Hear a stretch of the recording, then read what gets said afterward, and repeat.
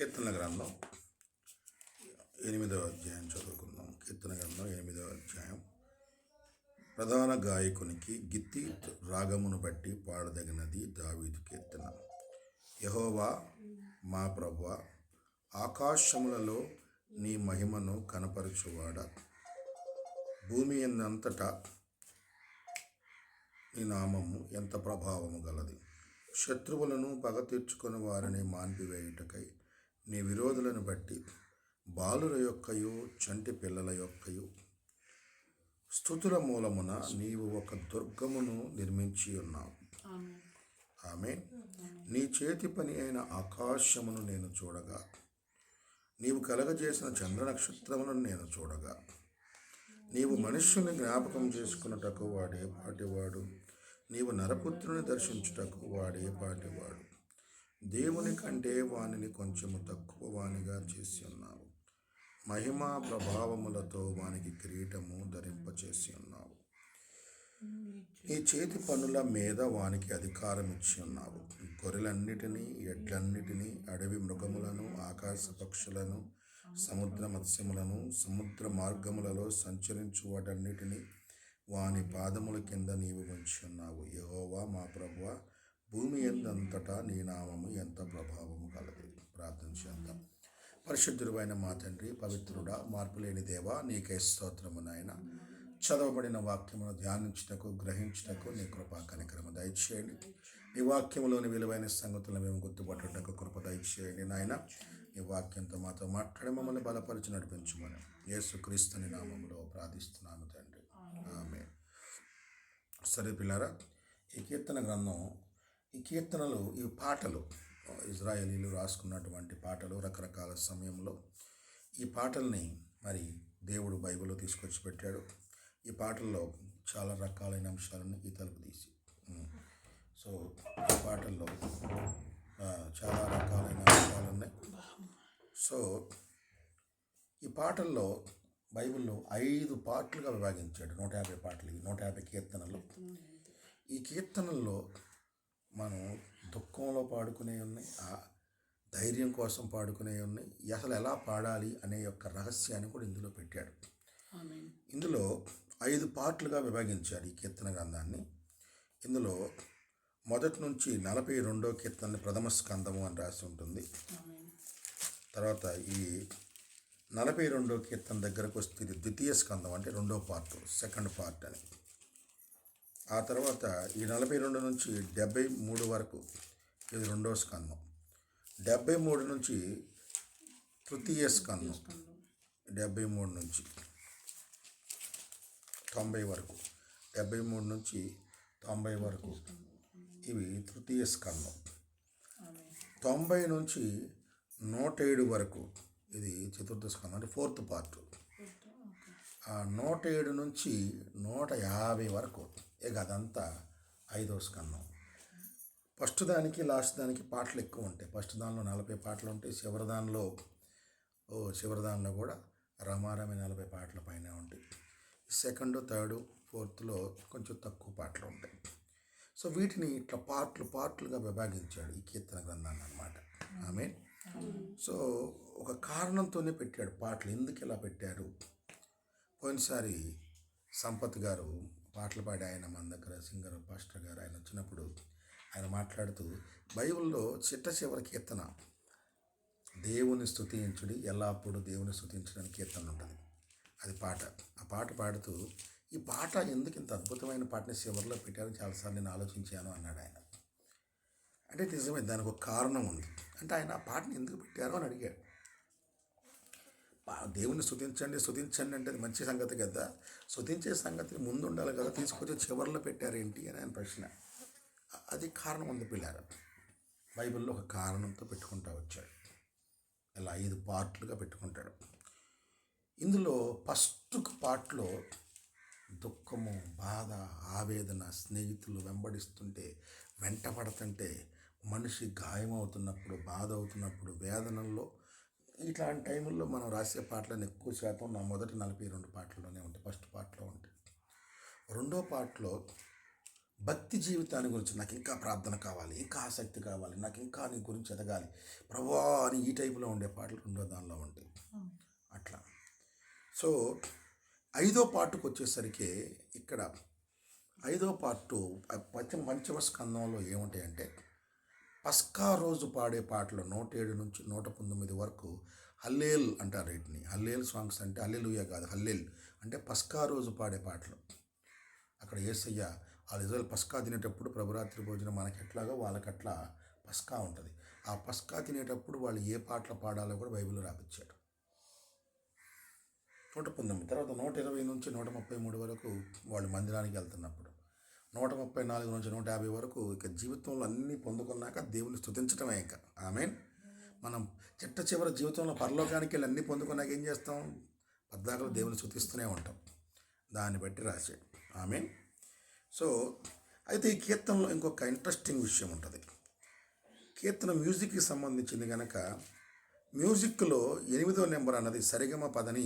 మ్యూజిక్లో ఉండే భాషలు మ్యూజిక్లో ఉండే అక్షరాలు ఏంటంటే 7 అక్షరాలే.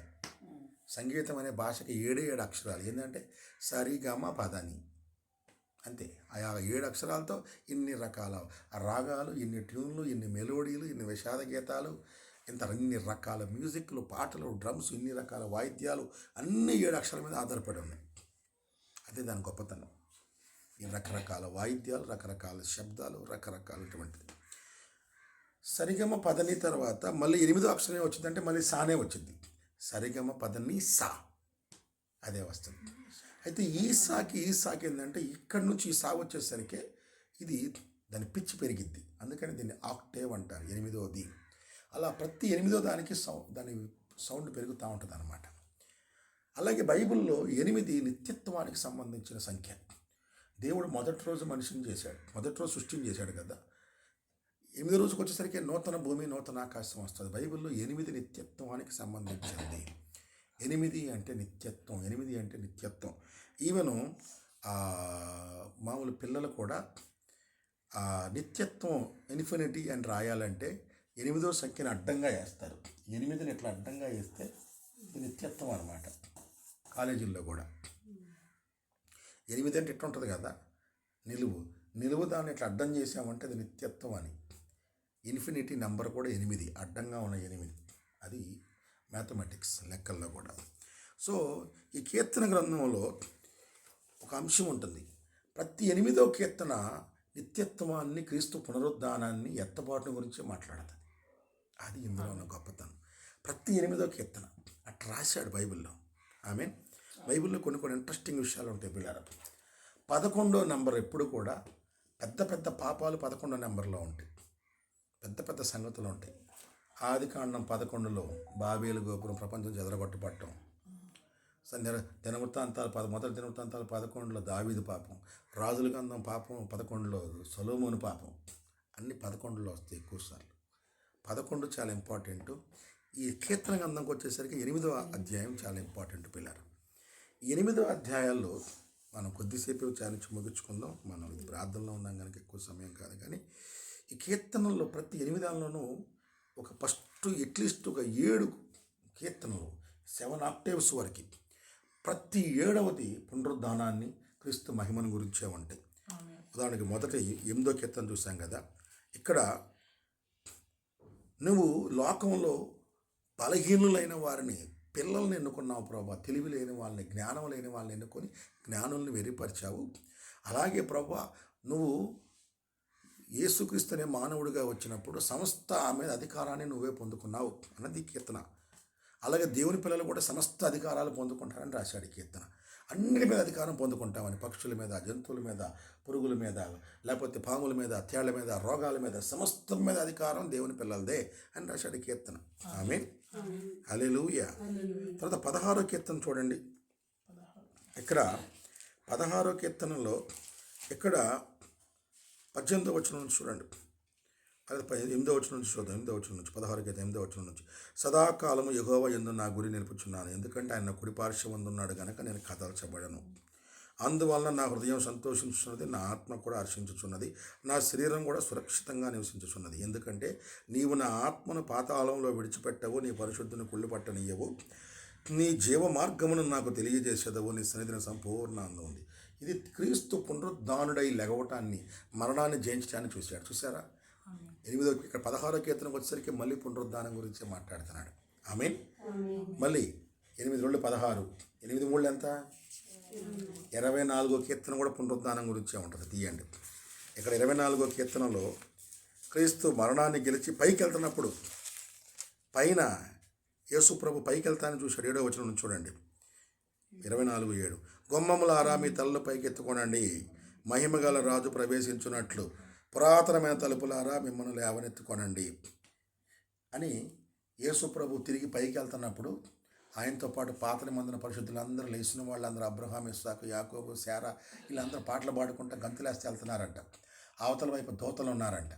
వీళ్ళు పాటలుతున్నారు, ఏమని? గుమ్మములారా ఎత్తండి, ఇప్పుడు దాకా డోర్లు క్లోజ్ చేశాడు, పరలోకంలోకి ఎవడు రాలేదని, వస్తున్నాడు మా ప్రభు, తలుపు తీయండి అంటే దూతలు అవతల వైపు తలుపు తీత్తంగానే ఎవరు వస్తున్నారో మాకు చెప్పాలి అంటారు. అంటే మహిమగల మా రాజు, సైన్యములకు అధిపతి అయిన యెహోవాయే వస్తున్నాడు. అంటే ఇప్పుడు యేసు ప్రభు పైకి వెళ్ళిపోయే సంఘటన చూసి రాశాడు.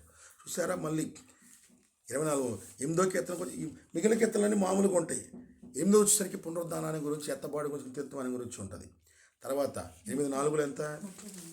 32వ కీర్తన కూడా చూడండి. తన పాప అతిక్రమాలన్నీ పరిహారం నొందినవాడు, తన పాపానికి ప్రాయశ్చిత్తం నొందినవాడు ధన్యుడు, యెహోవా చేత నిర్దోషి అని ఎంచబడినవాడు ధన్యుడు.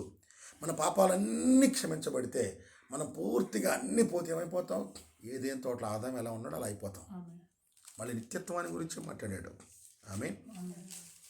తర్వాత 8:5 40వ కీర్తన కూడా తీయండి. 40వ కీర్తన 7వ వచనం నుంచి 6వ వచనం చూడండి. బలులని నైవేద్యాన్ని నీవు కోరలేదు, నాకు చెవులు నిర్మించి ఉన్నావు, దహన బలులైనను పాప పరిహారార్థ బలులైన నీవు తెమ్మనలేదు. అప్పుడు పుస్తకపు చుట్టల్లో గ్రంథపు చుట్టలను కూర్చి రాయబడిన ప్రకారం నేను వచ్చాను. ఆమేన్. ఇదంతా క్రీస్తు మెస్సయ్య. ఆయన వచ్చి ఫ్యాన్ ఫాలోయింగ్ పెంచాలా, గ్రూపుని పెంచాలా, నిత్యత్వంలోకి భజనలు తీసుకుంటా వచ్చాడు. ఆమేన్. ఆ సంగతులు ఇక్కడ రాశాడు. హల్లెలూయా. మళ్ళా చూడండి నెక్స్ట్. తర్వాత 48వ కీర్తన కూడా చూడండి. మన దేవుని పట్టణమందు, ఆయన పరిశుద్ధ పర్వతమందు. ఇది కూడా నిత్యత్వంలో ఉండబోయే నూతన యెరూషలేము అనే పట్టణం గురించి రాస్తున్నాడు. ఆమేన్. ఉత్తర దిక్కున మహారాజు పట్టణమైన సియోను పర్వతము. సియోను పర్వతమైన నూతన యోహాను ప్రకటనలో చూస్తే నూతన యెరూషలేము అనే పట్టణం. ఎందుకంటే మనం ఎత్తబడిన తర్వాత మళ్ళీ తిరిగి భూమి మీదకి వస్తాం. 3.5 సంవత్సరాల పైన ఉంటాం. 3.5 years తర్వాత కిందకు వస్తాం. కిందకు వచ్చినాక 1000 ఏళ్ళు మనం భూమి మీద పరిపాలన చేస్తాం. 1000 years. ఆ తర్వాత 1000 ఏళ్ల తర్వాత భూమి మొత్తాన్ని కాల్చి అందరూ చనిపోయిన వాళ్ళని పైకి లేపి ఒక పెద్ద కోర్టు సీన్ ఉంటుంది. అందరూ వస్తారు అటు నుంచి మొదలుకొని. ఆ కోర్టు సీన్ తర్వాత పరలోకంలో ఒక పట్టణాన్ని రెడీ చేస్తున్నాడు. ఇప్పుడు ఆ పట్టణం పైనుండి కిందకి దిగొచ్చింది. దిగొచ్చింది. ఆ పట్టణం పిరమిడ్ ఆకారంలో ఉంటుంది. అందుకే ఆ పట్టణాన్ని సియోను పర్వతం అని పిలుస్తున్నాడు ఆయన. ఆమేన్. ఆ పట్టణం ఎంత అద్భుతంగా ఉంటుంది, ప్రకటన గ్రంథంలో ఉంటుంది. ఆ టౌన్లోనంట బంగారపు వీధులు అంట.